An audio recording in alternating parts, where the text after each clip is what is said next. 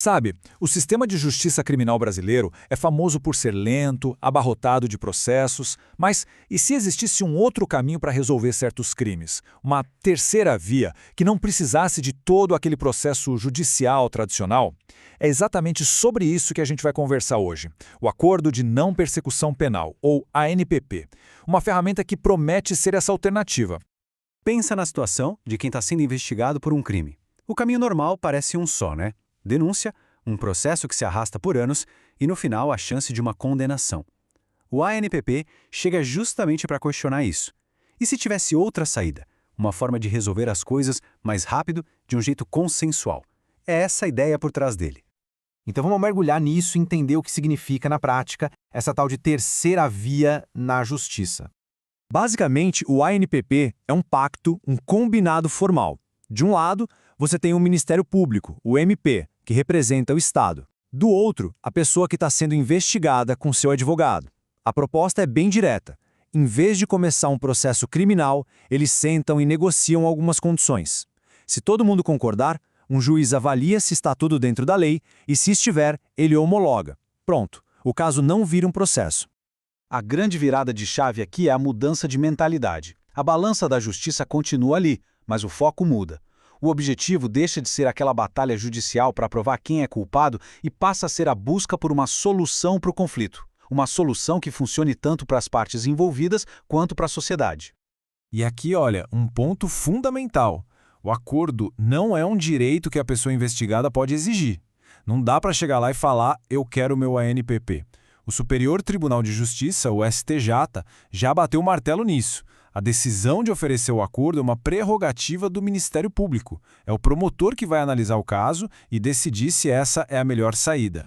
Ok, mas como é que isso funciona na prática, então? Vamos ver agora quais são as regras que definem quem pode e quem não pode fazer parte desse acordo. A pergunta de $1 milhão. Para quem essa porta está aberta? A lei é bem clara e estabelece uma série de critérios. Para ter direito ao acordo, tem que ter algumas chaves. Primeiro, o crime não pode ser os mais graves. A pena mínima tem que ser menor que 4 anos e não pode ter tido violência ou ameaça séria. O acordo também precisa ser visto como uma medida justa, que realmente resolve a questão. E talvez o ponto mais polêmico de todos. A pessoa investigada precisa confessar. E a gente já vai ver como essa confissão gera um debate bem interessante. Mas essa porta também tem várias trancas. Ela se fecha para quem é reincidente ou para quem já tem um histórico que mostra um comportamento criminoso frequente. Também não vale para quem já fez um acordo parecido nos últimos 5 anos. E um ponto extremamente importante. A lei proíbe o acordo em casos de violência doméstica da Lei Maria da Penha. Isso é uma medida clara de proteção às vítimas nesse tipo de situação. Vamos focar agora nesse elemento que dá o que falar. A confissão. Ela é a base de tudo. Sem confissão, não tem acordo. Fim de papo. Parece simples, né? Mas a aplicação disso na vida real trouxe umas dúvidas bem curiosas.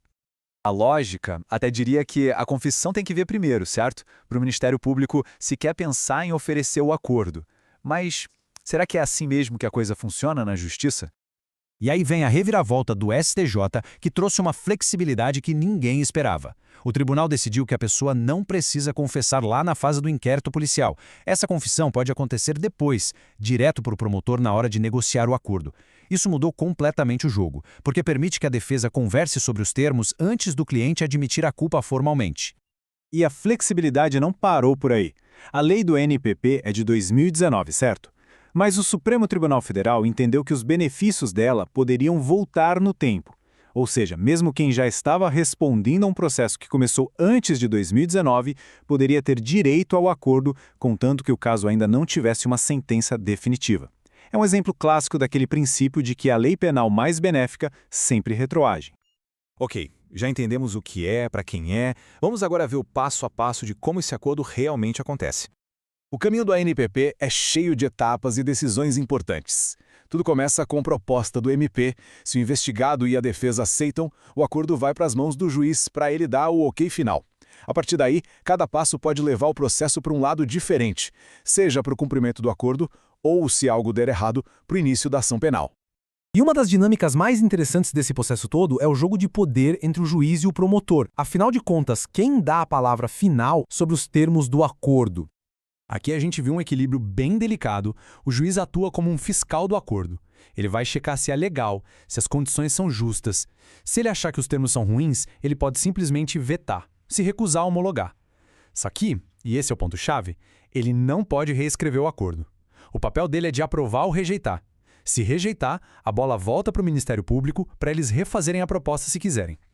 Isso nos leva à maior contradição dessa nossa análise. Porque uma vez que o acordo está assinado e homologado, alguém precisa ficar de olho para ver se as condições estão sendo cumpridas, né? A pergunta que surgiu foi: quem faz isso? E a resposta, acredite, não é nada óbvia. E aqui está a contradição mais clara do ANPP. De um lado, você tem a lei, escrita preto no branco, dizendo que a fiscalização do acordo é trabalho da Vara de Execução Penal. Do outro, vem o STJ e decide exatamente o contrário. O argumento do tribunal foi mais prático. Eles disseram, olha, o acordo não é uma pena, não é uma condenação. Então não faz sentido mandar para uma vara que cuida de executar penas. Com isso, ficou decidido que o próprio juiz que aprovou o acordo é quem deve fiscalizar. É um caso clássico de como a interpretação dos tribunais, na busca por algo que funcione melhor, acaba se sobrepondo ao que está escrito na lei. E para fechar, vamos ver o que acontece lá no final da linha. O que define se o acordo foi um sucesso ou um fracasso? As consequências são bem claras. 8 ou 80. Se a pessoa cumpre direitinho tudo que foi combinado, o Estado simplesmente encerra o caso contra ela. É o que o direito chama de extinção da punibilidade. Na prática, para a maioria dos fins, é como se o processo nem tivesse existido. Agora, se a pessoa pisa na bola e descumpre o acordo, ele é cancelado. E aí o Ministério Público vai lá e inicia aquela ação penal que tinha ficado suspensa.